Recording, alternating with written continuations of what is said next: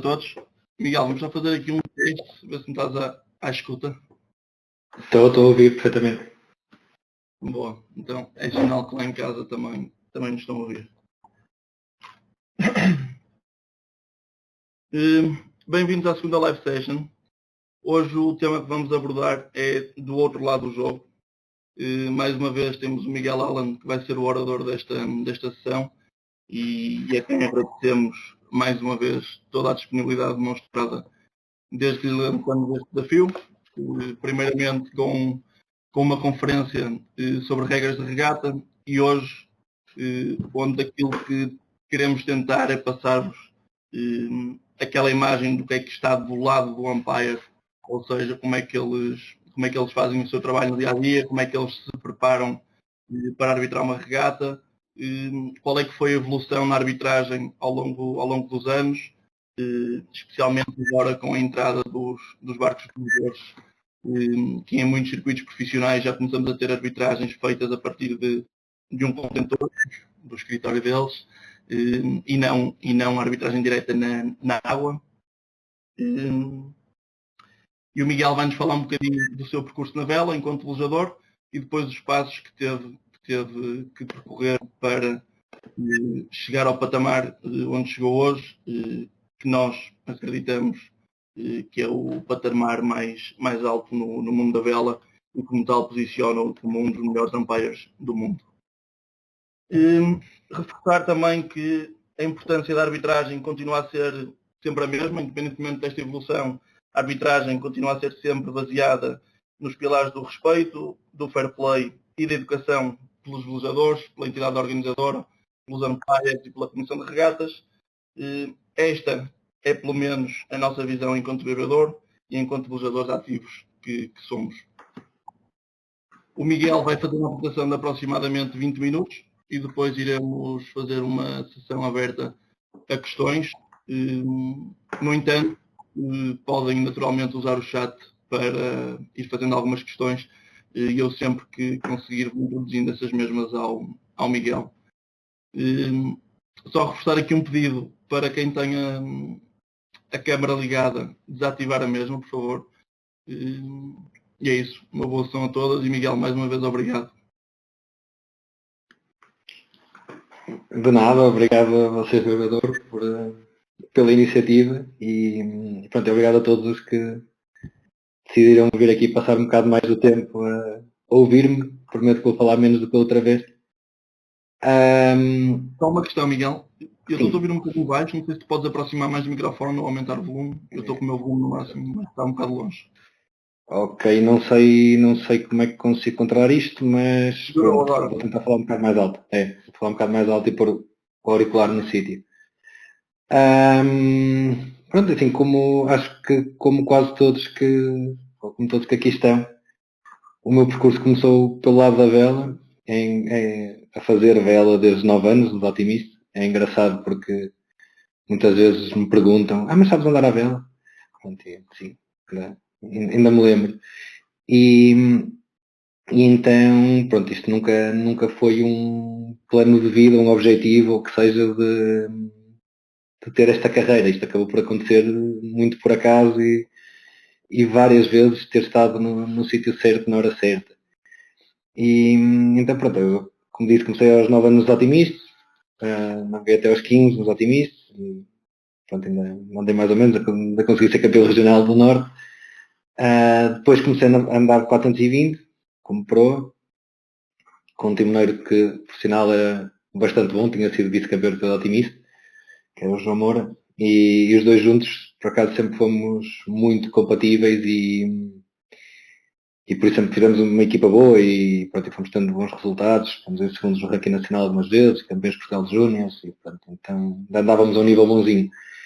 E pronto, então a ambição que nós tínhamos na altura, é engraçado que não era a America's Cup ou a Volvo ou não sei o que, era apenas ir aos Jogos Olímpicos, era o nosso objetivo principal com a vela. O meu, mais concretamente, era ir a uma cerimónia de abertura dos Jogos Olímpicos, pronto, a partir do momento em que fosse essa cerimónia, então pronto, então já estava tudo, ok, o meu objetivo na vela estava cumprido.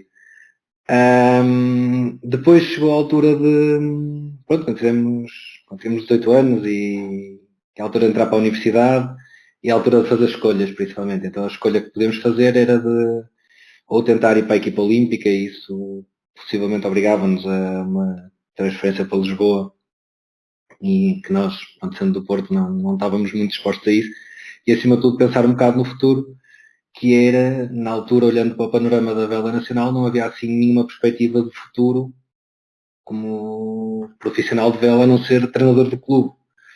E então nós pensamos, ok, se calhar é um bocado mais seguro seguirmos com as nossas carreiras, por isso ele foi para a arquitetura e pronto, é arquiteto agora e eu fui para direito e pronto, então e cá estamos. Agora deixamos a vela, passamos à parte de trabalho, mas enquanto que andava de 420 sempre me interessou, aliás, sempre de modo geral, e daí a minha escolha por direito também, sempre me interessou um bocado a área das regras, a área de como fazer bem as coisas e acima de tudo também saber como é que são as regras para poder usá-las. E então nós, felizmente, nunca tivemos muito envolvidos em protestos enquanto usadores 420, mas inevitavelmente, à medida que fomos andando melhor, fomos tendo mais protestos, quer fazermos, quer protestarem contra nós. E por isso houve uma altura que tive uma decisão num protesto com a qual não concordei minimamente na altura e lembro-me de ter marcado um bocado de como é que, e as pessoas que estavam na comissão de protestos na altura eram pessoas muito conceituadas e a nível nacional do topo dos topos e por isso não tinha razão para duvidar que a resposta estava certa, mas não era assim que eu lia as regras e por isso falei com que era o Presidente do Conselho de Arbitragem na altura, que por acaso é o Presidente do Conselho de Arbitragem agora também, da Federação, o Sr. Armando Goulart, e no sentido de ir a um seminário de juízes porque gostava de perceber melhor as interpretações e a forma como olham para as regras e pronto, porque não estava a entender exatamente da forma como está escrita e as decisões que por vezes havia. E então, pronto, fiz esse curso enquanto andava de 420, sem problema nenhum. Quando fiz 18 anos, então tornei-me juiz, porque era preciso ter 18 anos no mínimo. E pronto, então fui fazendo esses cursos e depois para ser juiz obrigava-me a ser oficial de regata na altura, portanto fazendo oficial de regata, apesar de nunca ter sido propriamente a minha paixão, com o maior respeito que eu tenho pelos oficiais de regata, que o trabalho deles é muito mais duro do que o do juiz, mas pronto, não era a área que me atraía mais. E então acabei por ir fazendo esses cursos e tornei-me juiz, na altura era regional, depois nacional, depois cheguei a principal.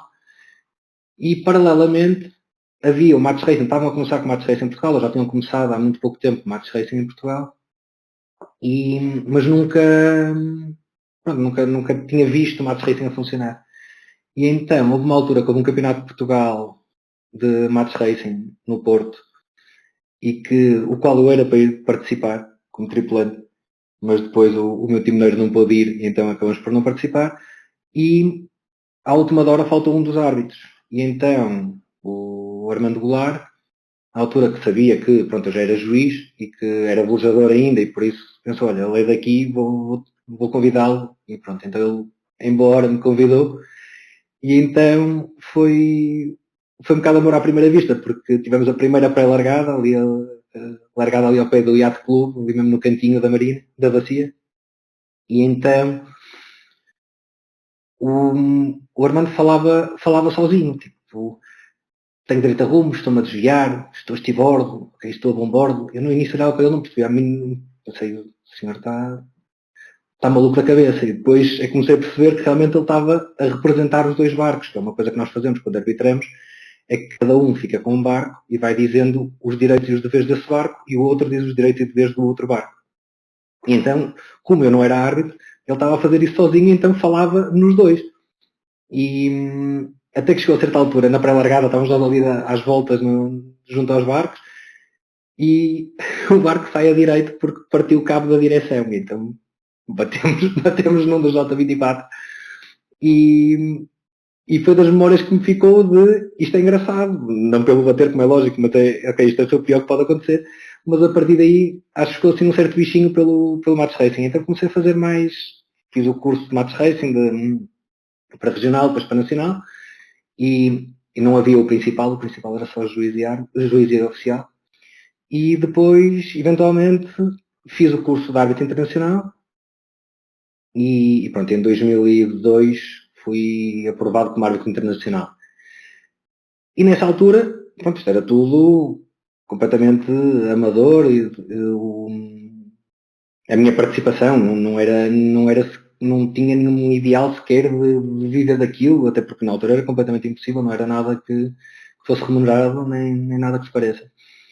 E então tive a sorte de, depois, em 2004, foi feita a primeira nomeação para a America's Cup 2007, que foi a primeira America's Cup que teve as provas que na altura chamavam os atos, que depois vieram a chamar de World Series, mas tinha vários atos, e o primeiro foi em Marselha em 2004, para o qual me nomearam, e então a World Sailing, fez a ISAF na altura, o que fez na altura foi escolher os, ou seja, os árbitros que eram bons e que tinham, pronto, os que poderiam garantir que aquilo corria tudo bem, e depois meter um bando de miúdos ou de novatos lá ao barulho a ver o que é que, pronto, se eles não faziam muita asneira, se não comprometiam muita coisa.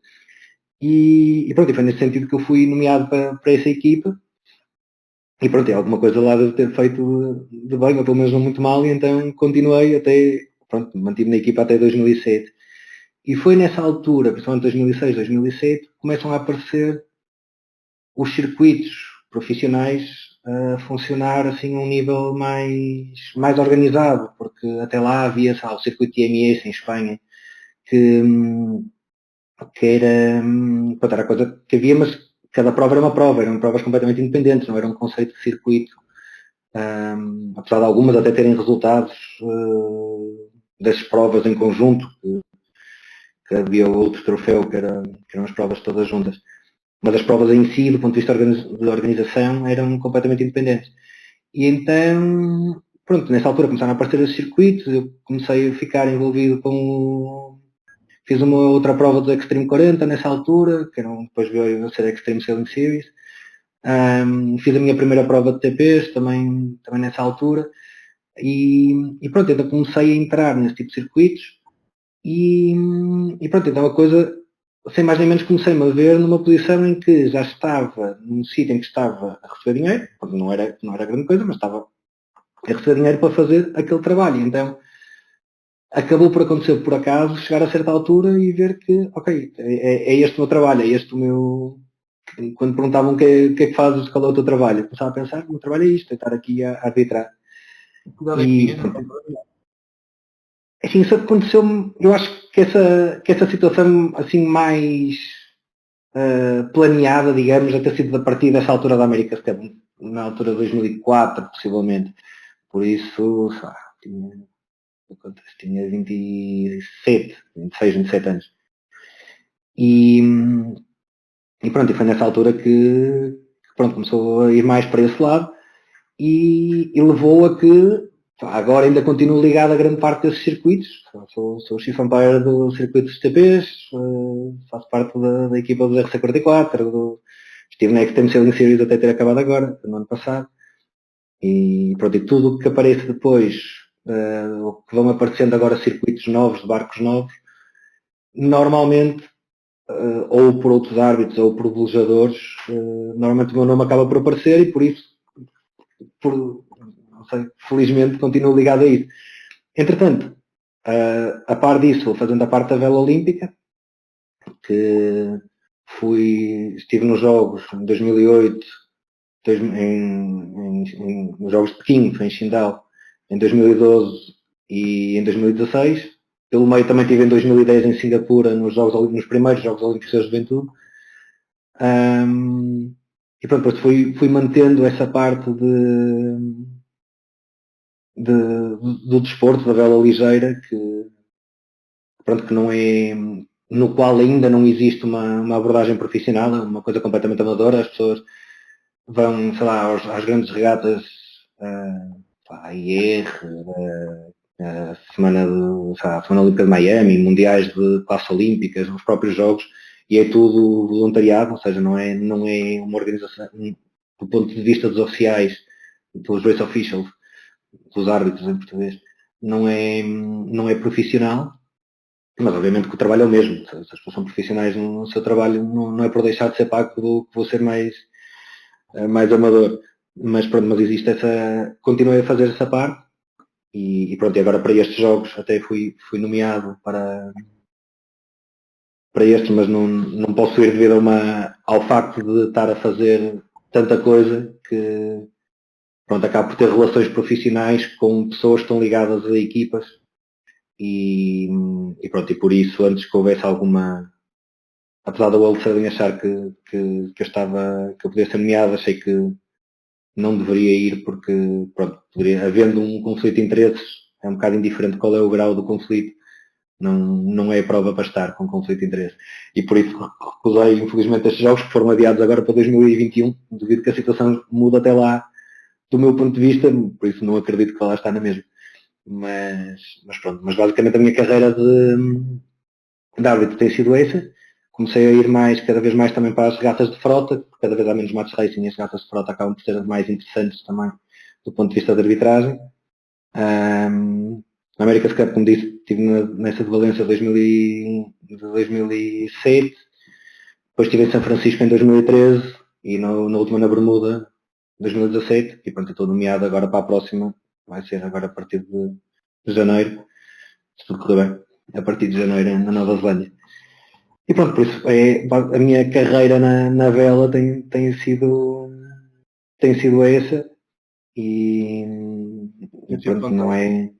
Pelo menos quem acompanha de fora dá para perceber que és bem querido na comunidade da vela, pelo menos pelo trabalho que desempenhas. Miguel, eu sei que nós sabemos que tens uma apresentação para nos mostrar, algumas imagens em que vais falar de pormenores mais técnicos daquilo que é o vosso trabalho. Até posso correr só como fundo e pronto, vão andando bem algumas, depois falo sobre elas. E seguramente agora quando começares a falar sobre isso vão surgir algumas questões no chat que as pessoas podem ir escrevendo. Mas se calhar podias também passar um bocadinho a visão do que é o dia-a-dia de um árbitro. Independentemente se é uma prova regional ou se é uma prova do CLGP ou da America's Cup, como é que vocês se preparam, independentemente do tipo de prova que é, se há trabalho de casa a ser feito, quando vais a uma competição profissional, se tu estudas as equipas que lá estão e a forma deles velejarem, que regras é que tens quando estás num semi-rígido e estás a arbitrar uma World Cup de 470 ou de outra classe de vela ligeira, de que forma é que o papel do árbitro muda consoante o tipo de prova que ele está a arbitrar? Enfim, uma das coisas que me atrai no que faço é que eu passo mais de meio ano fora em provas, por isso são muitos dias na água ou a tratar de barquinhos, a tratar de regras, a tratar de várias coisas. Uma das coisas que me atrai é o facto de fazer muita coisa diferente. E ao fazer muita coisa diferente, tenho que lidar com muitas regras diferentes. E isso obriga-me a estudar e a manter-me atualizado. E porque, sei lá, eu tive agora, pronto, elas foram canceladas aqui no meio, mas isto... Quando estourou este problema do coronavírus, estava a meio de uma viagem de 6 semanas, que começou com os TPs, que tem as regras são normais, mas tem um adendo, uma parte de arbitragem um bocadinho diferente. Depois a seguir fui para... Não, desculpem, começou com o CLGP na Austrália, que tem umas regras completamente diferentes, e é arbitrado dentro de um contentor, que depois já vamos falar sobre isso. Depois passei para os TPs, que têm umas regras convencionais, mas com uma parte de arbitragem um bocado diferente. Depois fui 2 semanas, ou iria 2 semanas para as Caraíbas, para os Jotas, vocês devem ter ouvido falar até disso, que houve um gestor jeitoso que andou a correr tudo que era Facebook. E pronto, são regras completamente normais, digamos, as regras da realizeira.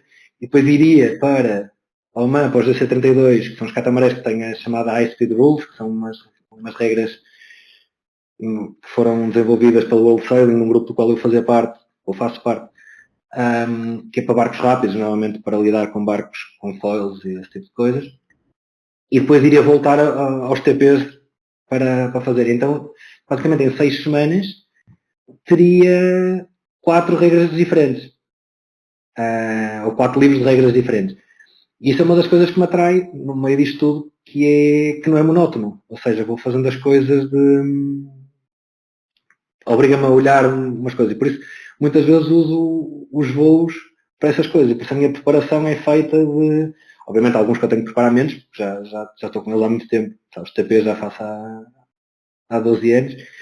Mas não tenho... Algumas que não tenho tanta preparação.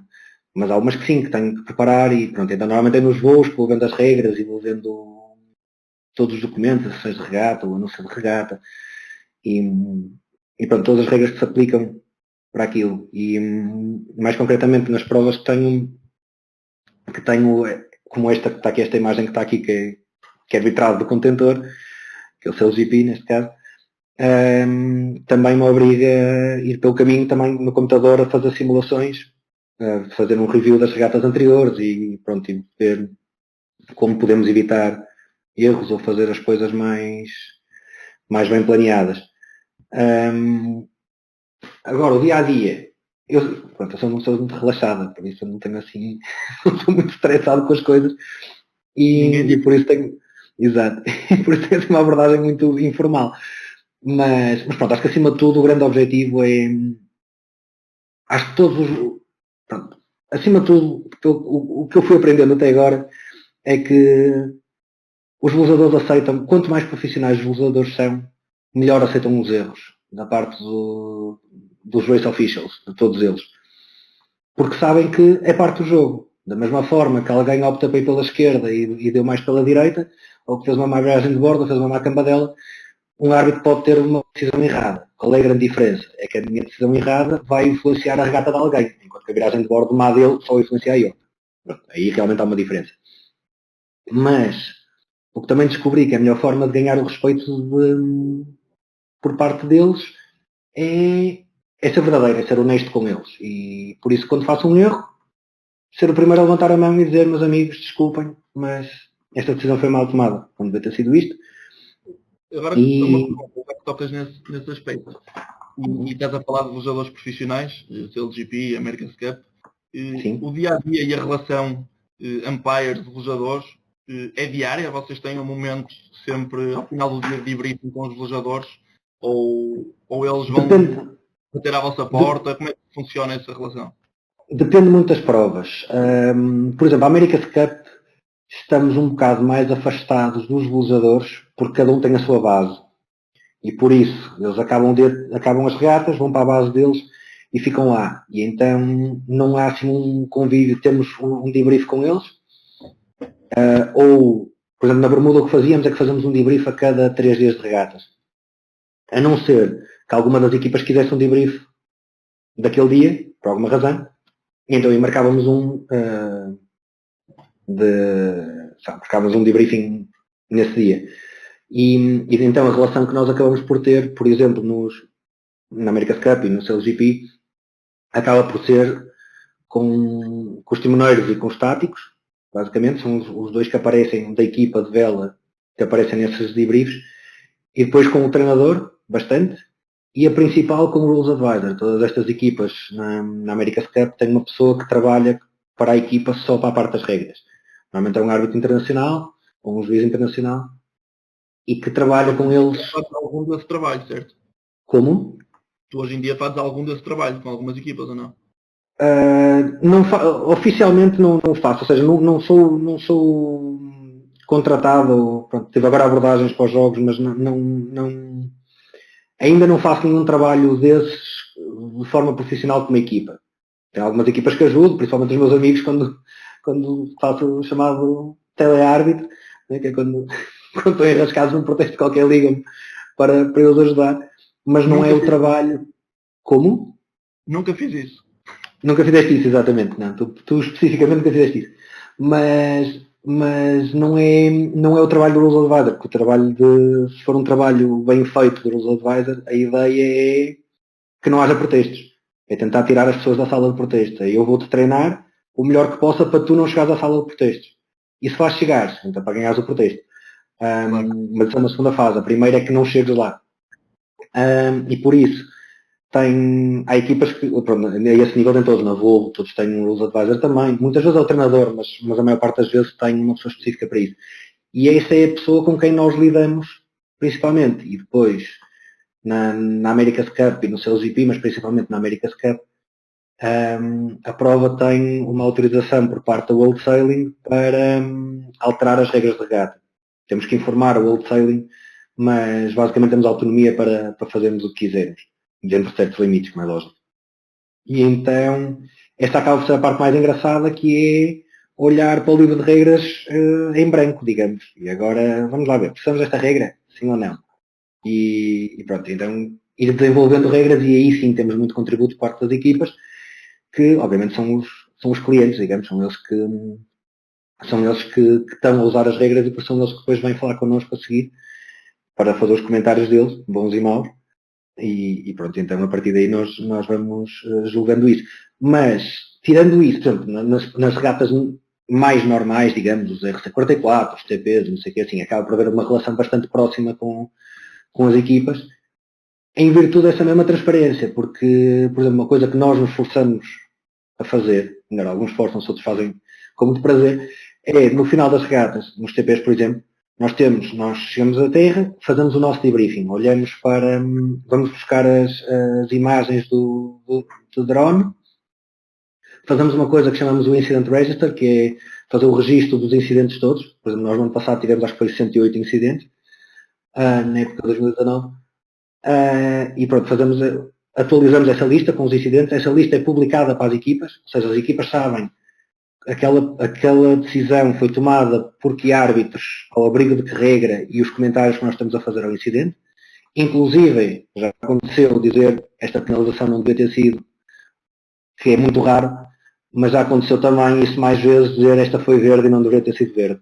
Ou seja, todas as equipas têm acesso a isso. Nós pomos também o link à imagem dos drones, por isso eles têm acesso a essa imagem e essa listagem de dados relativa ao incidente, o que torna essa relação muito aberta. E depois, quando acabamos isso, normalmente nessa prova existe sempre uma zona de bar, de lounge, digamos, uma zona para estar, em que normalmente nós, ainda que estejamos a fazer coisas, nós tentamos fazer o debriefing o mais rápido possível para irmos para lá. E não ir para lá para estar a beber copos ou para estar a comer ou qualquer coisa, é para ir para lá para darmos a cara e para estar junto aos realizadores. Por isso, eles quando chegam à Terra vêm falar connosco, vêm tirar dúvidas, vêm dar sugestões.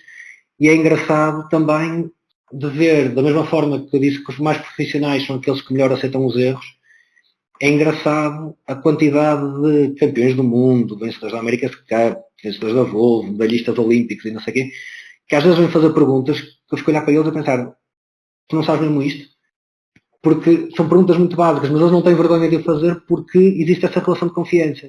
E é só assim que as coisas evoluem, e por isso não é propriamente sermos amigos. Alguns dos realizadores lá acho que posso chamar de amigos, mas a maior parte deles não são amigos, são conhecidos com quem temos uma excelente relação, porque depois tropeçamos uns nos outros numa série de circuitos. Isto é muito transversal, vamos para os MELs, para os RC44, para os TPs, para os Jotas, para os Maxi 72, e grande parte dos realizadores são os mesmos.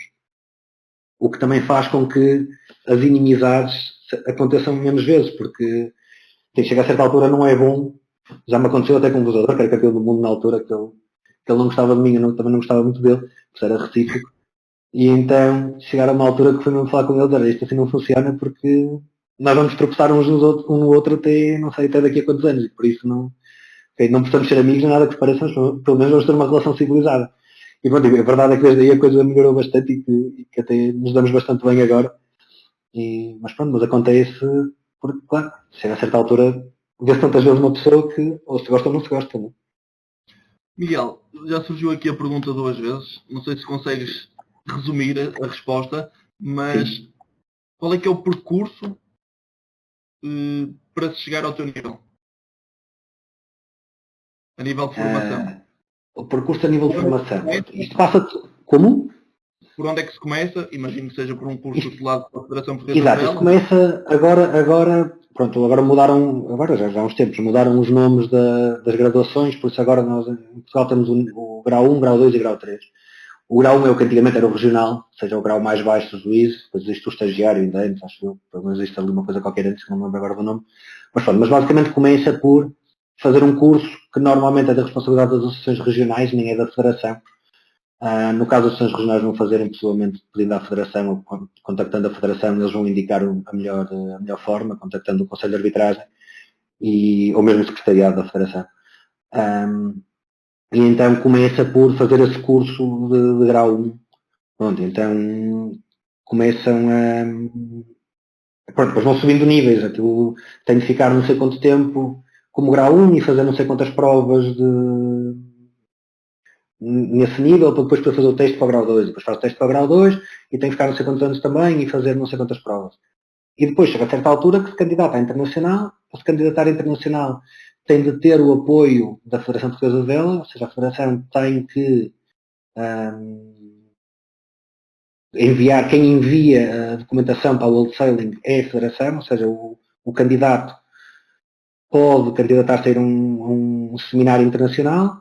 O seminário internacional, no caso dos árbitros, por exemplo, tem uma prova prática, tem um texto escrito e uma prova prática, e tem que ter um certo número de provas que eles chamam os principal events para se candidatar a internacional. Então, passando o seminário, passando o teste, passando o assessment, que é a prova prática, tendo as provas todas, manda para a Federação, ou melhor, já convém ter falado com a Federação antes, até para o seminário, dá jeito que seja através da Federação. Tenho a ideia que não é obrigatório, mas que é aconselhável que seja através da Autoridade Nacional, da Federação Portuguesa de Vela. E então, depois candidata-se internacional, a Federação põe o selo, digamos, selo de qualidade, manda para o World Sailing a dizer nós propomos este senhor como internacional, e pronto. E então, a diferença que existe em relação a outros esportes, por exemplo, olhando para o futebol, que é assim que eu ouço falar mais, não conheço assim profundamente, mas que ouço falar mais, há um número, Portugal tem direito a X internacionais no futebol, são 10, por exemplo. E por isso agora, se formarem 3, há 3 que vão subir, enquanto que Portugal mantiver aquele nível, tem esse. Na vela não é assim. Na vela Portugal não tem direito a nenhum. Mas também não tem limite. Por isso, se houver 30 portugueses que são bons, suficientemente bons, e se candidatarem, então esses 30 portugueses podem ser. Se não houver nenhum que seja bom, não há nenhum. Pronto. Neste momento, árbitros internacionais em Portugal somos 2, e no mundo inteiro somos 100 e pouco, 108 ou 110, assim, uma coisa qualquer. E pronto, então, por isso o caminho é esse, o caminho é ir sempre, é fazer através da Autoridade Nacional ou das guidelines e dos regulamentos da Federação Portuguesa de Vela. No regulamento da arbitragem estará lá isso especificado, como é que tem de ser, mas pronto, o processo é esse, é contactar com a Federação em primeira, ou aconselho, ainda que seja da responsabilidade da Associação Regional, acho que contactarem com a Federação é sempre a melhor opção. E pronto, até para eles verem que há interesse de gente nova, porque pronto, assim, não há muita gente que siga isto, não sei, muitos por desconhecimento, muitos por falta de interesse, muitos porque falta de tempo, não sei, mas não há assim muita gente a... Sim. Vamos aproveitar aqui os próximos 5, 7 minutos antes da sessão aberta para nos explicares o que é ser umpire hoje em dia dentro de um contentor. Tu tinhas aí uma fotografia em que nós víamos 6 ecrãs e isto depois pedir também que respondesse uma questão que nos fizeram, que é a perguntarem o que é mais fácil de arbitrar. Se uma regata do CLGP, em que não tens uma arbitragem direta na água, na verdade tens uma arbitragem direta, mas dentro de um contentor, ou uma regata de arbitragem direta, como por exemplo na vela ligeira. Se calhar explicavas um bocadinho antes o que é o vosso trabalho aí com esses ecrãs todos e que tipo de software que usam, e depois satisfaz a curiosidade. Ok. Então, a parte do contentor é obviamente uma coisa nova, foi desenvolvida para a America's Cup 2013 em São Francisco. O sistema que nós usamos agora é, na essência, o mesmo que foi desenvolvido para essa America's Cup, obviamente com desenvolvimento feito que pronto, o software agora é completamente diferente, mas é a mesma base, ou seja, a gênese do software é o mesmo. E então, começou, pronto, na America's Cup em São Francisco, as decisões eram tomadas na água, as pessoas estavam em terra, basicamente validavam, digamos, as decisões. Na America's Cup na Bermuda foi um bocado híbrido, aquilo era quase 50-50, e agora passou muito mais para a parte do booth, do contentor, digamos. E então, o que nós fazemos, isto é uma fotografia da nossa estação de trabalho no seu ZP. Nós temos 3 árbitros no contentor, então, e cada árbitro tem 2 ecrãs. E então, por isso na linha de baixo vemos o software que nós temos para a arbitragem, e um para cada um dos árbitros. O que está mais à esquerda é o chefe dos árbitros, depois o que está no meio é um árbitro inglês, e depois estou aqui à direita. E em cima temos, quer o ecrã da esquerda, quer da direita são iguais, que é o live feed, ou seja, é a transmissão em direto da regata, por isso o que vocês conseguem ver na app, se quiserem, ou depois forem ao YouTube ver os replays e não sei o que, é essa imagem que é mostrada nesses 2 ecrãs em cima. E o do meio tem 4 imagens diferentes, tem em cima do lado esquerdo, como podem ver, é a mesma live feed. Depois tem, isto aqui ainda era antes da regata, por isso as câmaras não são exatamente as que são usadas em regata, porque temos as 2 imagens de helicóptero, porque há sempre 2 helicópteros a filmar no seu ZP, e por isso temos essas 2 imagens, as 2 câmaras, e temos outra câmara que é do barco que estiver mais próximo, ou que esteja a filmar para um dos barcos, o barco principal, digamos, o câmara 1, que também temos ali. E então nós vamos usando isto para termos um bocado a noção, porque assim, quando nós estamos a dizer que é um contentor, não é brincadeira, é um contentor de 40 pés, normalíssimo, um contentor como vem no Porto de Leixões ou como vem no Porto de Lisboa, só que por dentro está, tem umas mesas e tem isso aqui, mas não tem janelas, não tem nada, ou seja, nós não temos a mínima noção do que está a passar lá fora, fechado dentro do contentor. Por isso o que nós fazemos depois é olhamos para essas imagens e depois temos várias coisas no software. Deixa-me vir para aqui para alguma. Esta aqui é pequena, não dá. E por isso temos várias coisas que nos vão dizendo como é que funciona, o que é que está a passar lá fora. E então eu vou buscar só aqui, por exemplo, esta. E pronto, esta aqui. E então temos. Sim, diz.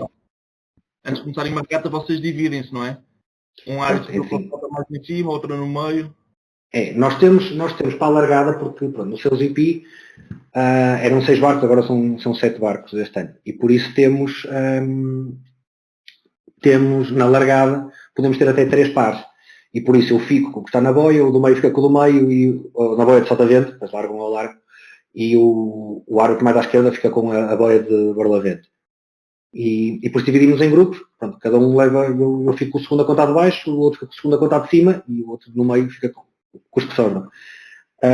E então, e por isso há uma grande comunicação entre nós, principalmente a dizer quem é que está com quem, e depois quando chega à parte, o nosso software é este, basicamente aqui um resumo disto, em que isto é o que nós vemos na prática, aqui em cima, esta seta, é o que nos dá um bocado o senso comum, digamos, que estão 10,2 nós de 158, porque nós sabemos ao menos a intensidade do vento, e depois, aqui em cima, se nós quisermos penalizar alguém, se o sistema não estiver a funcionar bem e nós tivermos que penalizar alguém, vamos aqui diretamente, mas se não, cada vez que há um protesto, depois mais à frente vou passar um vídeo, vai aparecer aqui uma janela, aqui nesta coluna do lado esquerdo, aparece uma janela com os protestos, e nós só temos que carregar ali e dizer se há penalização ou não há penalização.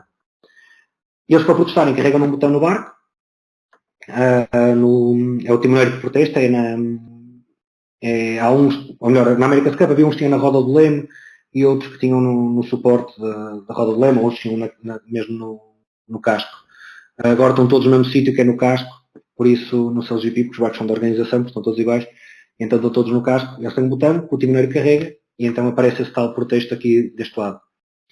E depois nós temos uma série de opções aqui, que estas aqui são mais, a segunda coluna à contada direita, são opções de display, quer o vento para cima ou se quer o norte para cima, que barcos é que eu quero selecionar, por exemplo aqui tenho selecionados o australiano e o japonês, que são os dois que estão neste incidente.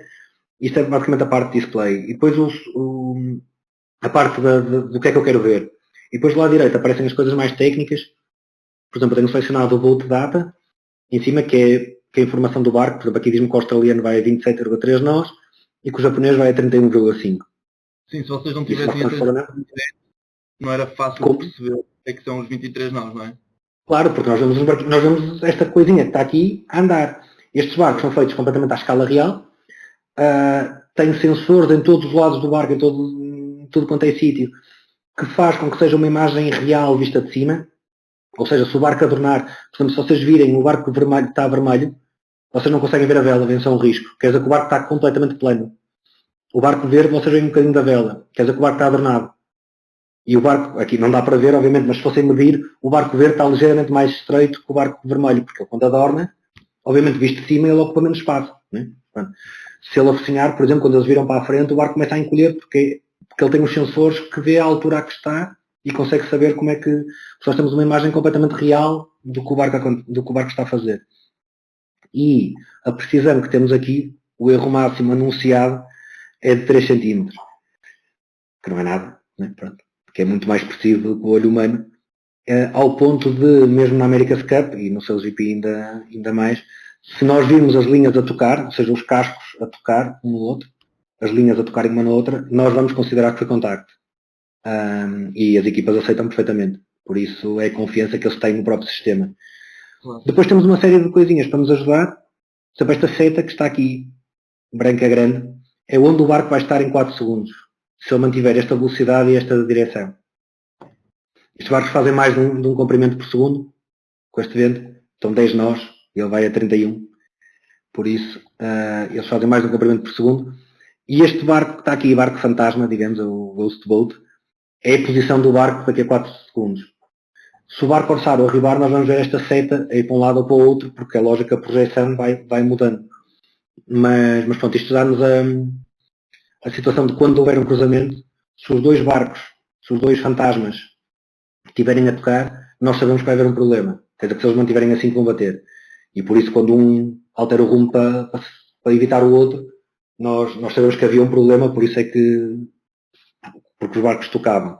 Porque obviamente, como os barcos fazem menos de um comprimento por segundo, ou mais de um comprimento por segundo, desculpem, nós não vamos esperar que ele vá alterar o rumo a meio metro do outro. Né? Estamos a falar a 1 segundo de bater, a 1 segundo de o partir a meio e ele ainda não o vê à frente. Né? Ele está, ainda nem sequer está na linha dele. Pronto, e por isso é que eles afastam-se um bocado antes e, pronto, e nós temos estas ajudas. Sim, Tiago, vais perguntar? Tem apoio na água, não é? Portanto, ainda tem umpires que estão a fazer alguma coisa. Nós no seu GP, na America's Cup tínhamos, no seu GP no ano passado tínhamos um barco na água. Este ano estão a optar por não ter um barco na água. Estamos só a fazer tudo completamente do booth. Ou seja, não temos apoio na água em relação a isto. O apoio na água também acabava por ser um bocado limitado, porque era um bocado para nos ajudar. Por exemplo, os barcos estão a verde e vermelho, porque um vai bombordo, outro vai a estibordo. E se eles mudam de cor, consoante mudam da mura. Obviamente isso é baseado num vento que alguém diz que é. Eles têm vento a vir do barco e das boias e de várias coisas, mas pronto, como eles funcionam com vento aparente, os barcos, a direção de vento às vezes é um bocado, pode estar um bocado errada. E então existe sempre uma pessoa que está a tempo real a atualizar, a pegar nos dados todos ali à volta e dizer qual é a direção do vento.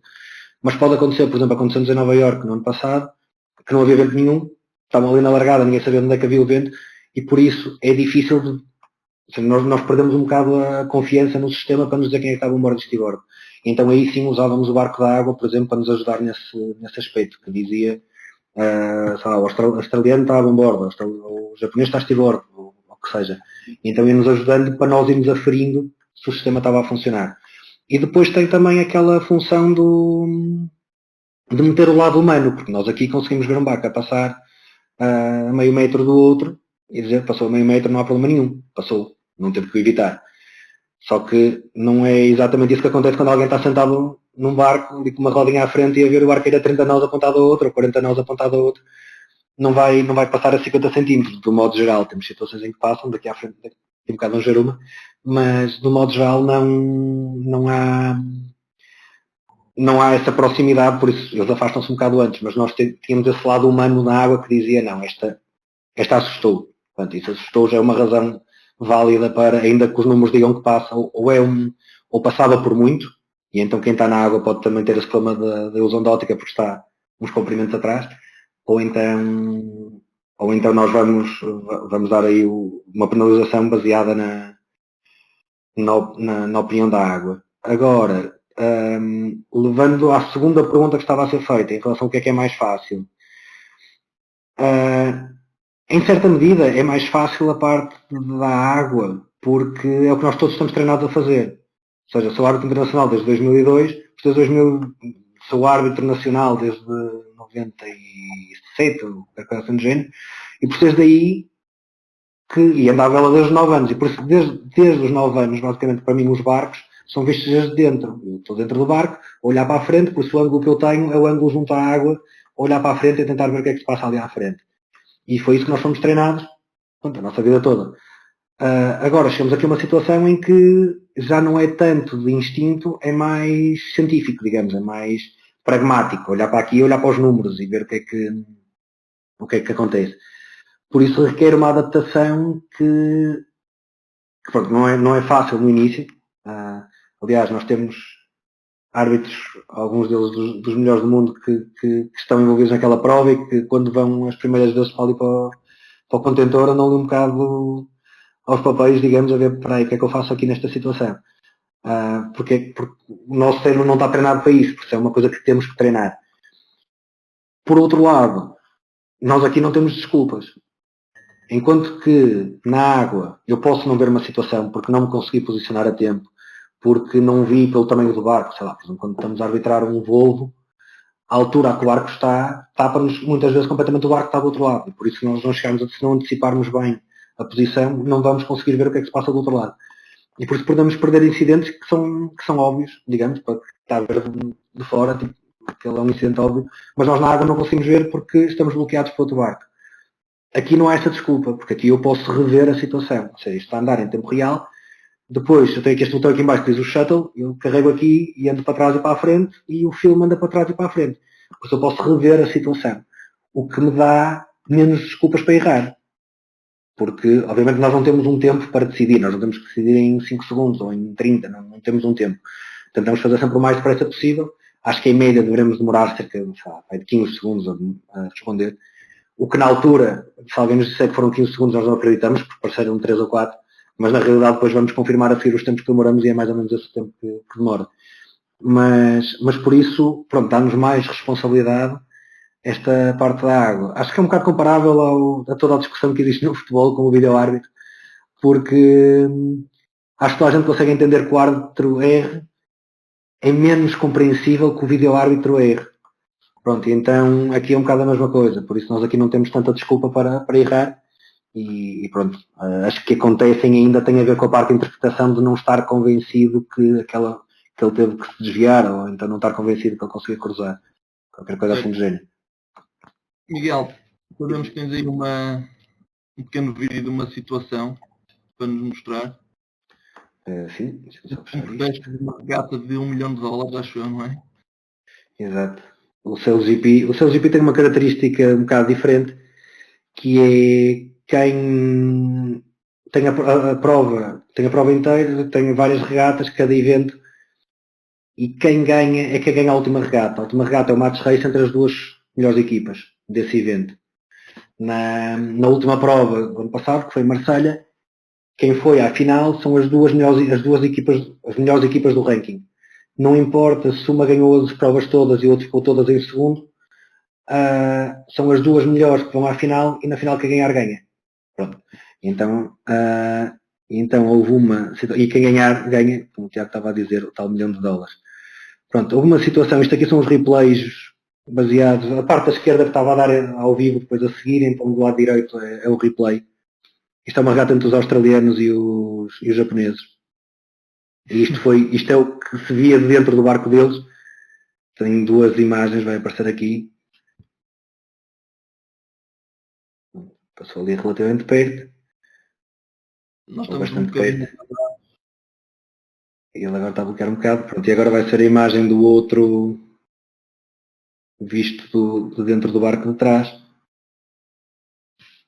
Pronto, não sei se conseguiram ver bem. Posso pôr a parte inicial só outra vez. O último Austrália. Vou só pôr interessa mais na realidade esta do Japão, que se vê aqui a passar.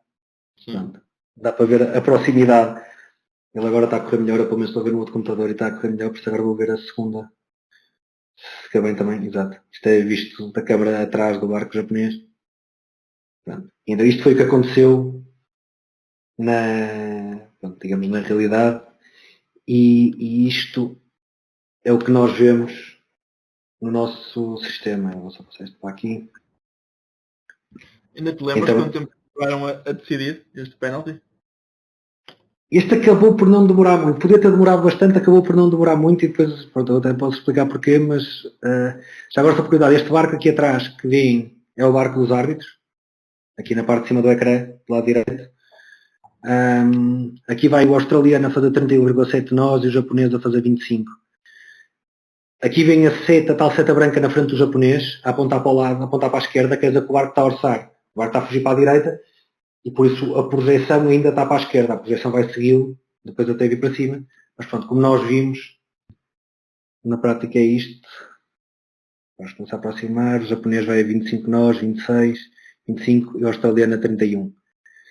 Aparece do lado esquerdo ali os protestos, eu agora volto atrás e agora faço o zoom que quiser e então vejo aqui os barcos a passar. E pronto. Então é esta a distância basicamente a que ele passou. Eu tenho a ideia que o barco, a largura do barco atrás de cada casco são cerca de 40 centímetros ou 45 centímetros, ou coisa assim do género.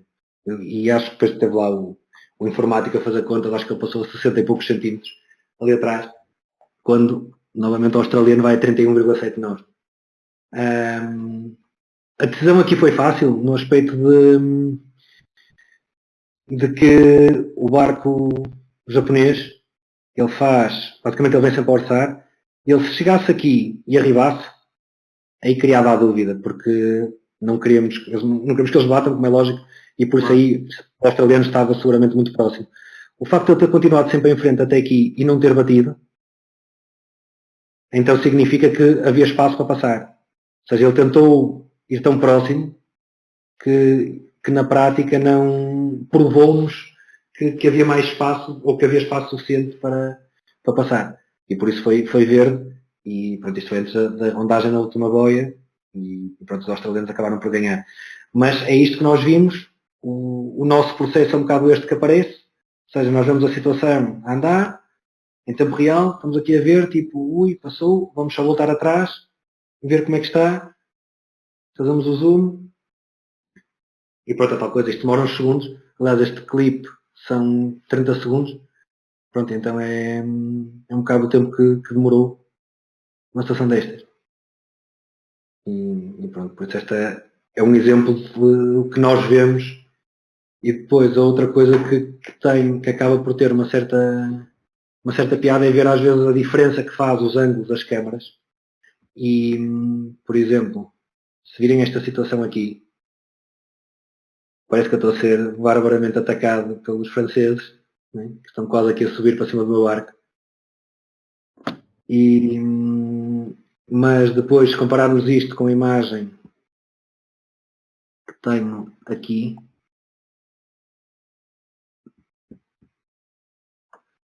vemos que este barco daqui a 4 segundos ainda vai estar aqui, ou seja, ele está a 8 segundos de mim e a andar mais devagar do que eu estou. Mas é engraçado ver a diferença que faz, às vezes ver na câmara, e nós temos muitas situações dessas que temos as câmaras em cima, nós olhamos e vemos, ui, isto pareceu perto, e depois olhamos para a nossa app e vemos que não, isto afinal havia muito mais espaço do que parece. E isso acontece muito nos protestos, quando alguém traz as imagens dos treinadores e dos drones e não sei o que, acontece muitas vezes isso, de nós olhamos e ver isto, a profundidade não funciona muito bem com estas câmaras, normalmente. Sim, Tiago. Agora estavas a mostrar essa imagem do barco francês Sim. e levas-me a uma pergunta. Deixa-me só primeiro dizer que o André também vai abrir agora a parte das questões, das sessões. Portanto, quem tiver alguma dúvida ou alguma pergunta que queira fazer ao Miguel e que ainda não tenha sido respondida, por favor, inscreva-se. Por exemplo, no Desculpa, deixa-me só comentar-te uma coisa aqui do Sales IP, porque não tinha posto há bocado e agora, ao pôr esta fotografia, lembrei-me de uma coisa. Pronto, isto é a minha estação de trabalho, digamos. Tenho teclado, tenho aqui os headphones aqui em baixo pousados. E se virem em baixo do ecrã tem um display, uma coisa com várias luzinhas. Isso é o nosso rádio. E nós, no Sales IP, temos acesso às comunicações a bordo de todas as equipas. Por isso eu posso selecionar o rádio que quero ouvir. Por exemplo, eu vou ter uma situação entre, por exemplo, quando chegamos ao match racing, esta situação que temos a ver dos japoneses e australianos, estamos dois árbitros a arbitrar, como fazemos no match racing tradicional, ou seja, um fica com o japonês, o outro fica com o australiano, e cada um de nós está a ouvir a nossa equipa. E por isso nós ouvimos a comunicação a bordo e sabemos, conseguimos antecipar um bocado o que eles vão fazer pelo que eles vão conversando a bordo. E eles dizem, por exemplo, vamos fazer um raio de seta, vamos para a porta da direita, vamos qualquer coisa, nós já estamos a antecipar isso. Isso é uma grande ajuda que nós temos e acaba por ser uma coisa engraçada de ouvir as táticas deles e ouvir a comunicação a bordo, que é realmente impressionante. Por isso, se vocês tiverem hipótese de ver alguma prova do Sales GP na aplicação, tentem ver as comunicações a bordo, se der, para selecionarem um barco. E nesse aspecto, normalmente os australianos acabam por ser o que tem a voz mais nítida. O controlador de voo, digamos, o flight controller deles, que é o Jason que vai ser o representante do NACRA australiano nos jogos. É impressionante a leitura do campo dele, do campo de regatas, então é muito bom estar a ouvir isso, porque dá-nos, a nós estamos fechados numa caixa, a sensação de estarmos ali fora e sabermos o que é que está a acontecer. Sim, Tiago. Estava-te a dizer então que ao bocado estávamos a ver aquela fotografia do barco francês, quase a sacar um cavalo atrás de ti, e vê-se nos pré-eventos ou no início das campanhas muitas equipas a fazer treinos de segurança e de sobrevivência, a simularem várias situações que podem acontecer enquanto estão em regata ou em treino. E faço a pergunta se isso também acontece para vocês, porque vocês agora não, estão num contentor, mas enquanto andavam de semi-rígido, eu espero que poucas vezes a cruzar na proa destes barcos que tão rápido andam, mas se vocês tinham alguns cursos de condução, manobras de segurança, o que fazer em certas situações. Assim, nós, na America's Cup, eles têm equipas completamente profissionais e por isso eles têm os 6 boats deles na água, que vai logo atrás do nosso barco de árbitro, ou seja, está um barco de regata, aliás, como tenho aqui, está o barco de regata, depois estamos nós, somos o barco que tradicionalmente está mais próximo, como podem ver nesta fotografia aqui, e depois deve estar aqui no limite da fotografia, aqui em cima, deve estar o barco de apoio da equipa sueca, que é esta que está mais abaixo no ecrã. Os neerlandeses vêm do outro lado, eles têm, os barcos deles seguem-nos, não seguem os barcos de regata, com mergulhadores, com médicos, com paramédicos, com staff a bordo completamente profissional e completamente preparado para lidar com eles em caso de emergência. E por isso, nesse tipo de provas, nós não temos normalmente de fazer grande coisa. Estamos preparados, nós estamos a reuniões com eles, com o pessoal médico das equipas, levamos equipamento a bordo, equipamento básico, de facas e de boias e de latas de fumo, para se algum tripulante queira água. Temos, obviamente, preparação de segurança, por exemplo, eu aqui venho na posição onde eu venho atrás do casco de salta-vento dos suecos e venho porque não está ninguém a salta-vento. Se tivesse alguém a salta-vento, eu andava um bocado ainda mais a salta-vento. Nós nunca andamos diretamente atrás deles, porque se eles querem a água, à velocidade a que nós vamos, que é a velocidade dos barcos, quando ele vier acima, nós estamos a passar-lhe por cima. Pronto, então nós temos uma série de procedimentos que fazem com que ajudemos em caso de ajuda. Agora, o que temos planeado com estas equipas, e isto falamos da America's Cup e do Sales VP um bocadinho menos, mas principalmente a America's Cup, é que a primeira linha de ataque, digamos, em caso de problemas, são os chase votes das equipas. E depois é engraçado, porque não é engraçado, mas nós na América Cup como era uma regata de 2 barcos só, se um barco virasse, por exemplo, a comissão de regata abandonava a regata e a vitória era atribuída ao barco que não virou. E isto para o outro barco parar completamente, e a única situação de perigo com que se tenha que lidar é com o barco que virou. E então é engraçado que ver-se os barcos das outras equipas, todos os 6 outros que estão a aproximarem-se também, a ficarem numa segunda linha, quer dizer, o barco deles trata, e depois se derem sinal, algum deles junta-se para ajudar. E eles têm isso muito bem treinado. Depois temos outras provas, sei lá, por exemplo, o GC32, que tem o mesmo nível ou seja, as velocidades são quase as mesmas, não são as mesmas, são um bocado mais lentos, mas o chase boat é um barco de apoio mais simples, está o treinador e pode estar uma pessoa para ajudar no caso de amarrar, então aí nós temos um trabalho um bocado diferente de ajudar. Pronto, então aí nós temos os briefings de segurança e pronto, e sabemos o que é que temos de cortar, no caso se é preciso cortar um brandal, ou no caso se é preciso de libertar alguém. A primeira coisa que fazemos, como somos sempre os primeiros a chegar, porque em regatas de frota estamos mais próximos sempre, é avisar, é contar cabeças, e, ou seja, ver que está toda a gente a salvo, não está ninguém debaixo do barco, não está ninguém debaixo de uma asa ou de uma vela. E, se contamos as cabeças, indicar pelo canal de regata que tenho 5 cabeças, e se tiver 5 cabeças quer dizer que estão todos bem, e por isso o sistema de segurança obviamente vai o mais rápido possível, mas vai com dá uma tranquilidade diferente à comissão de regata, porque não faz a mínima ideia do que é que está a passar, são eles os responsáveis pela área de regata, e pronto, ficam a saber, ok, pelo menos os barquinhos são muito bonitos, mas se estragarem azar o deles, pelo menos temos a certeza que está toda a gente bem, que é isso que importa. É. Miguel, o André vai dar agora acesso ao Francisco para te fazer uma pergunta e resposta rápida, Miguel, quantos dias é que passaste fora no ano passado? Fora, contar com viagens e não sei o quê, foram cerca de 200. 200 dias. 200 e pouco, sim. Sim, 200 mais ou menos. E também assim tão rápido na resposta, o que é que tu mais gostas na vida enquanto umpire, e o que é que tu menos gostas neste teu trabalho? É assim, o que menos gosto acaba por ser um bocado o que mais gosto também. Assim, eu adoro viajar e pronto, agora estou passo 200 dias longe dos meus amigos, da minha família, do meu filho, da namorada, de tudo isso. E pronto, essa é a parte mais chata, o inconveniente que tem esta vida. A parte boa também essa, é viajar, é a sítios que se calhar nunca iria, e ter acesso a eventos que enquanto velejador também duvido quando conseguisse chegar, e pronto, e por isso estar a um nível e aprender com eles, porque na realidade ainda aprendo muito com eles, uma série de coisas. Por exemplo, agora há 2 semanas ou 3 estava a andar num Jota em Antigua. Pronto, é daquelas sensações que acho que vai ficar para sempre pronto, já andei num barco daqueles, e pronto, acho que é essa a parte boa. Obrigado. Muito bem. Tiago? Como? Sim. André, eu vou então passar a palavra ao Francisco Fonseca, Miguel, que quer fazer uma questão. Ok. Está bem. Boa tarde, Francisco. Ou boa noite. Boa noite. Se podia explicar como é que funciona a arbitragem direta e quais é que são as diferenças para uma regata normal? A arbitragem direta, ou melhor, numa regata normal o que acontece é que se o barco se chatear com o outro, protesta, diz protesto, em alguns põe a bandeira protesto, noutros não, avisa a comissão da regata quando chega e preenche um papelinho em terra e depois vai a um tribunal, né? Tem um júri ali à frente e cada um vai contando a sua história.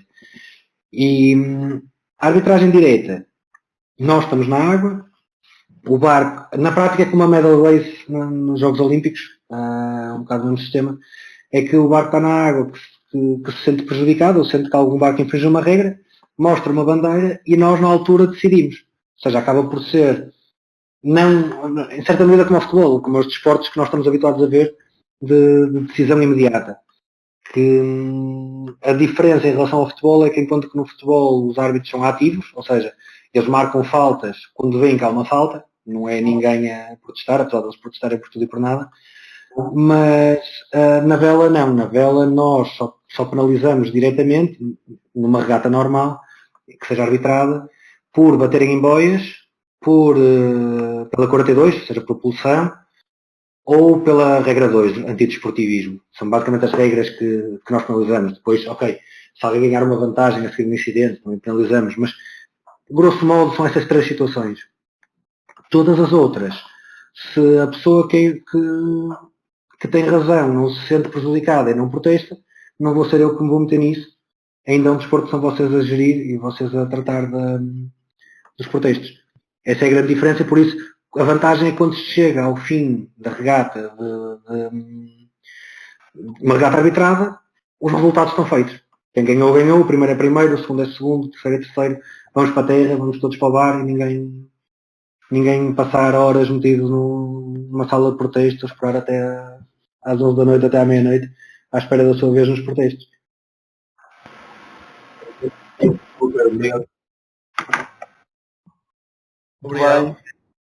Obrigado. Miguel, portanto, Sim. tivemos aqui mais 3 perguntas. Okay. A primeira do Vasco Passanha é se já alguém apelou a uma decisão tua e qual é que foi o teu sentimento com isso? Já apelaram decisões minhas. Na parte da regata nas regatas arbitradas não há apelo, ou seja, não podem apelar das nossas decisões. Podem se queixar, mas não podem apelar. Podem apelar das nossas decisões enquanto juiz, ou seja, se eu tiver num protesto, podem apelar. E já apelaram e sinceramente não tenho problema absolutamente nenhum, porque, como disse há bocado, assim, eu sou o primeiro, normalmente, quando me apercebo que fiz um erro, a falar com a pessoa e pronto, o máximo que posso fazer é pedir desculpa, mas sou o primeiro a reconhecer esses erros e por isso não tenho problema nenhum que alguém ponha ou que alguém não esteja de acordo comigo. Mal era se toda a gente está de acordo comigo. Aliás, eu prefiro que alguém discuta muitas coisas que eu digo do que estar a dizer sim, só porque sou eu. E então, por isso... É, exato. E então, por isso, sim, já tive apelos e tive muitas situações na água que não são apelos, mas que as pessoas não estão de acordo comigo. E pronto, e é tal coisa que concordamos em discordar e pronto, e seguimos em frente. Não há nada a fazer. Outras vezes discordaram da decisão e se tiverem imagens, se tiverem não sei o que eu veja e admita e olho para aquilo e vejo que realmente esta não correu bem, também dizemos e não há problema nenhum. Eu acho que, entretanto, acabaste por responder a outra questão do Manuel Charola, que te questionava se existe alguma decisão que te tenhas arrependido. Já tive algumas que o arrependimento é relativo. Assim, eu sou muito crítico comigo mesmo, por isso se vir que tive uma decisão má, possivelmente fico mais incomodado do que o alvo dessa decisão, digamos. Por isso, assim, há decisões que olho para aquilo e gostaria de ter feito diferente. Não sei se arrependimento é a palavra certa, mas sim, que olhando para aquilo pensava, tipo, não deveria ter sido esta, deveria ter sido outra decisão. Depois, assim, eu normalmente divido os erros em 2 tipos diferentes. Há erros de regra, digamos, que é um erro de estar a aplicar mal a regra, e isso, ao nível a que eu estou, não é desculpável. Pronto, ou seja, se eu cometer um erro, ainda que esteja a trabalhar com não sei quantas regras diferentes, em não sei quantas semanas diferentes, não posso com isso prejudicar os legisladores de cada uma dessas provas. E por isso, se houver algum erro, felizmente não me lembro de muitas, que tenha utilizado a regra errada, aí fico mesmo incomodado, porque acho que não fiz um bom trabalho, acho que não fui suficientemente profissional, digamos. Por outro lado, depois há os erros que são os erros de visão, digamos, ou seja, os erros que nós estamos na água e do sítio onde eu estava, ou do sítio onde eu conseguia estar, sei lá, quando chegamos a uma porta numa regata de TPs com 12 barcos, em que os 12 barcos rondam a porta em 30 segundos. Sim, eu não posso pôr no meio da porta, porque tenho um 52 pés apontado a mim que vai passar no sítio onde eu estou daqui a 5 segundos. Pronto. E por isso há situações em que eu sei onde é que quero estar, mas não posso ir lá por impedimento físico do outro barco lá estar. E esses erros são os que não me incomodam, porque esses são os erros que fazem parte do jogo. São os erros que, pronto, assim, é verde porque eu não consegui estar na situação para ver isto. E pronto, e esses são os que os legisladores entendem perfeitamente, porque, aliás, muitos deles sabem que eles protestam, põem a bandeira em cima, olham à volta, veem onde é que está o árbitro e já sabem qual é que vai ser a decisão. Já sabem de onde ele está, vai ser verde de certeza. E isso pode ser por erro nosso, de não ter antecipado bem a situação, não ter analisado bem a situação, como pode ser mesmo, esses casos da porta, normalmente, ou da baliza de barlavento, em que chegam uns a morar a bombordo, outros a estibordo, e não podemos estar ali no meio. Pronto, por isso, esses erros não me incomodam tanto, chateiam porque não foi a decisão certa, mas pronto, é uma limitação que temos, que não há nada a fazer. Mas sabes que aí deste o teu melhor. E qual é que é a localização que mais gostas de arbitrar? A localização? Como assim? Diogo Machado Pinto. O sítio. Imagino que o país, a cidade. Sei lá. Gosto de muitos sítios, não faço ideia. Gosto do Mediterrâneo porque tem uma coisa boa que são regatas à tarde. Por isso tem um programa um bocado diferente, não há aquelas manhãs cedo, não sei o quê, tipo como em Garda, que vamos para a água, fazer as regatas do turno da manhã e depois vimos para a terra tomar o pequeno almoço.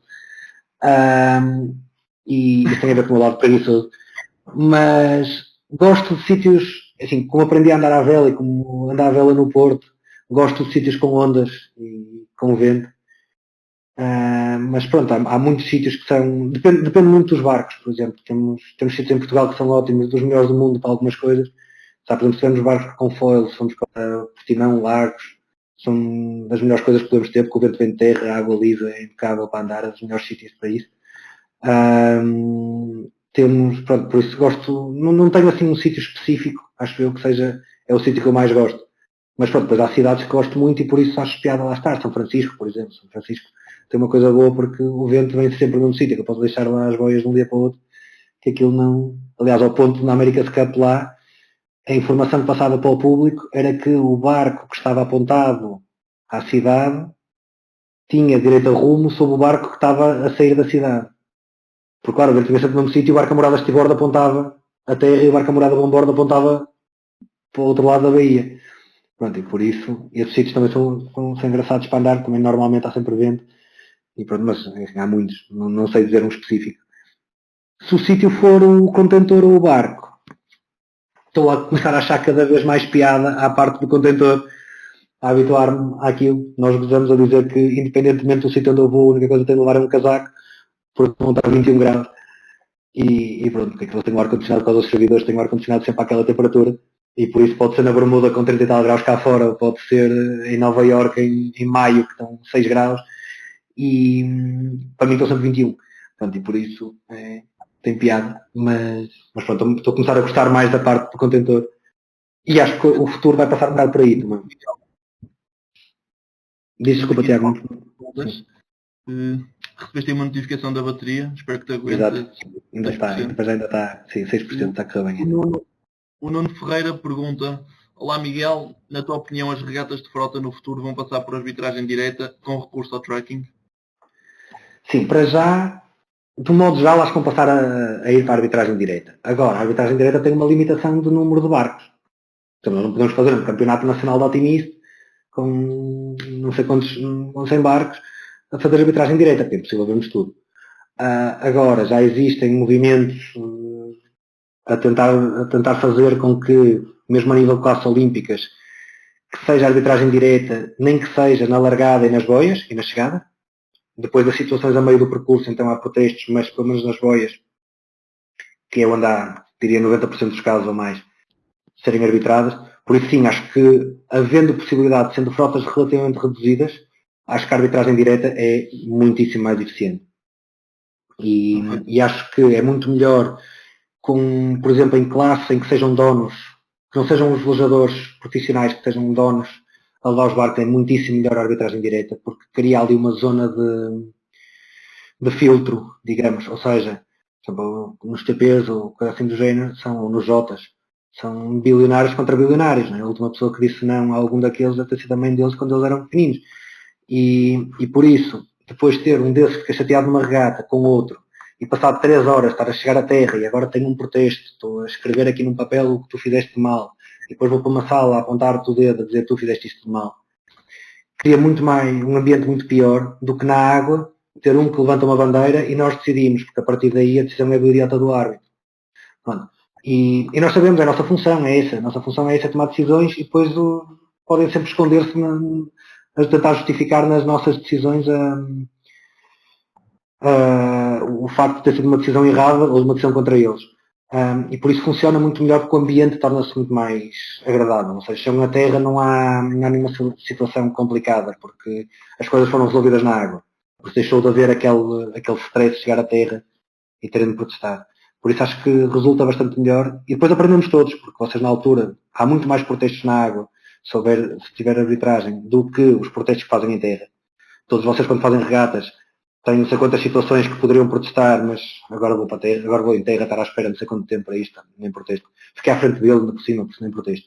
Enquanto que na água acontece uma situação alargada qualquer e vocês levantam uma bandeira. Quando levantam uma bandeira nós decidimos. E por isso, bem ou mal, vamos afinando, quer nós em relação às vossas expectativas, em que situações é que estão a protestar, em que situações é que estão confortáveis, quer vocês em relação a nós, a saber onde é que nós estamos confortáveis a nível de espaço e a nível de distância entre os barcos.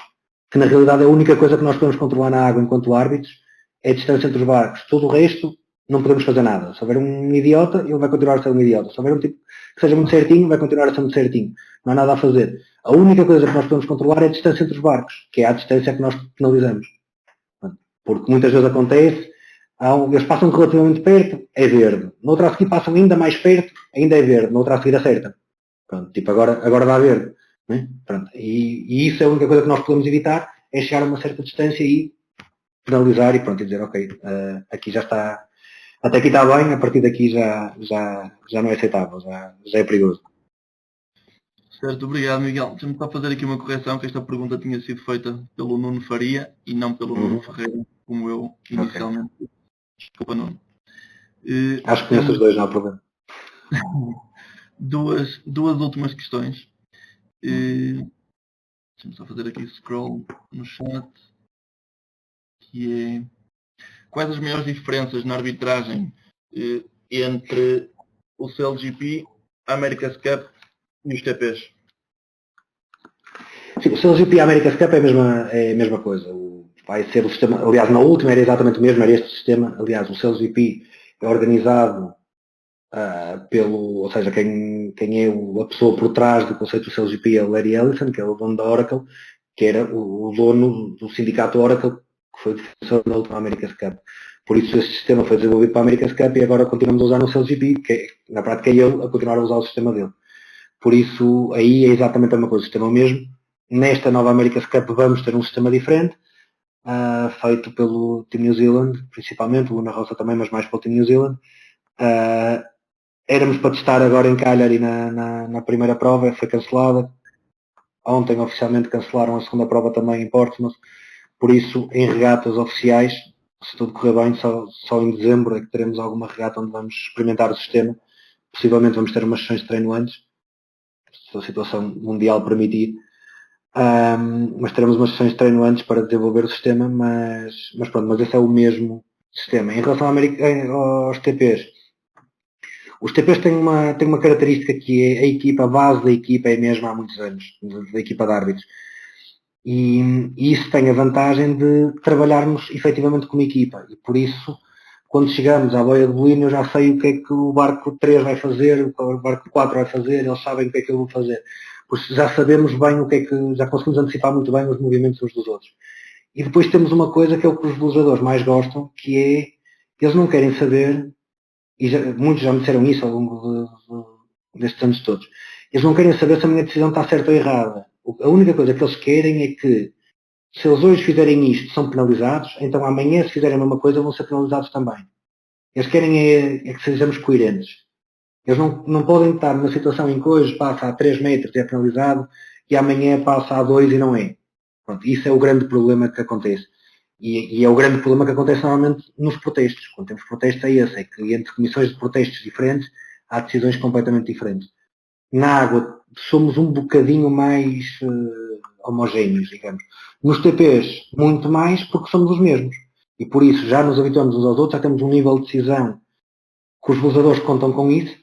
E pronto, e ao ponto de, por exemplo, nós temos uma situação agora na última prova dos TPs em Cape Town, na África do Sul, em que admitimos perante as equipas que houve uma decisão que tivemos que foi errada, que na realidade, se virmos o vídeo daquilo, vai ser 50-50. Muita gente que diz que está errado, muita gente que diz que não. O que acontece na realidade é que é uma decisão que para o nosso standard, ou seja, para as nossas decisões normais, aquela decisão foi um bocado pesada demais. Ou seja, aquela distância normalmente nós damos verde. E ali penalizamos.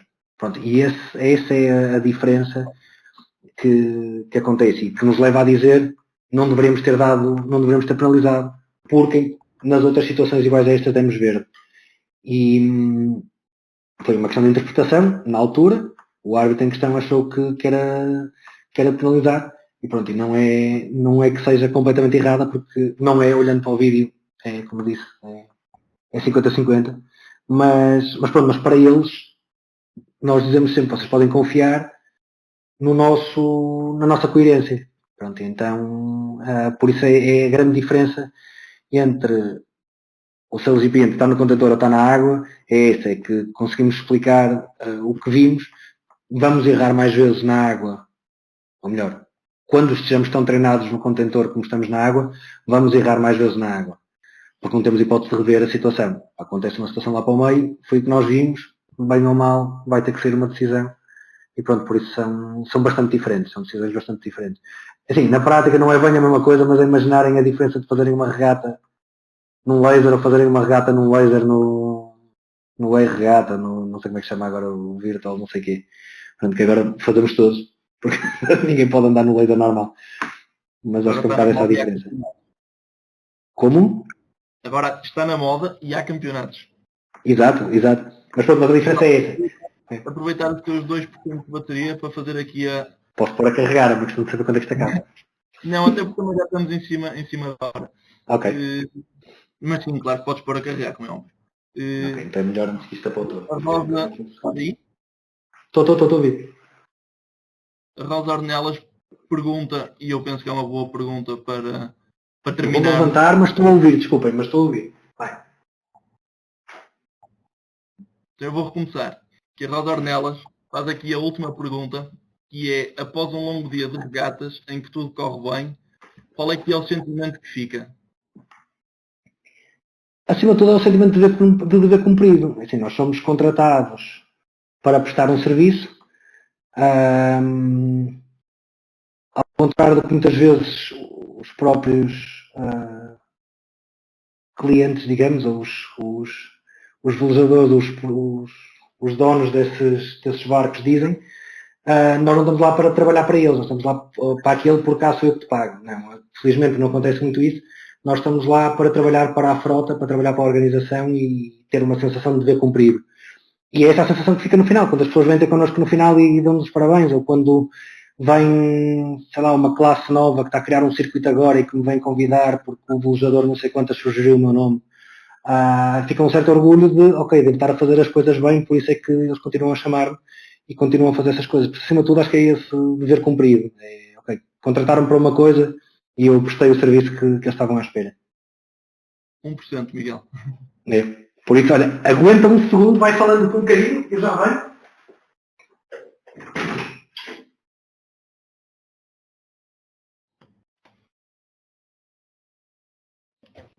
E como dizia, esta era a última pergunta que tínhamos para vos trazer e a segunda live session. Vamos só esperar que o Miguel volte com o carregador do computador para poder estar presente neste momento de